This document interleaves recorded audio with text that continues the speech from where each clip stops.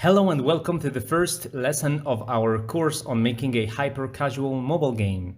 So the first thing you want to do is to go to this URL. It's Unity's website to download Unity Hub.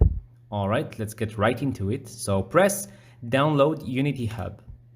Then install it in the location of your choice. Once it's done and you've installed Unity Hub, open it. On the side panel, click on Installs. We are going to install our first version of Unity. Then select Install Editor. Here you're given a choice. You have to choose between multiple versions of Unity. I recommend using the latest LTS version. It's the long-term support version. So for instance, for the moment, it's the 2021.3.9 F1. So just click Install.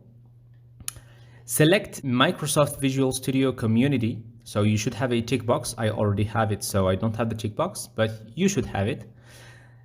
Also select the Android build support, the Android SDK and NDK tools, because this will help us export our build to Android.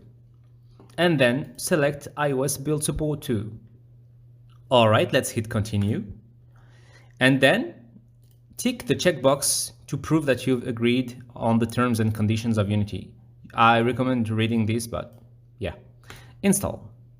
Cool. All right, after installing Unity, you should have a version available to work with.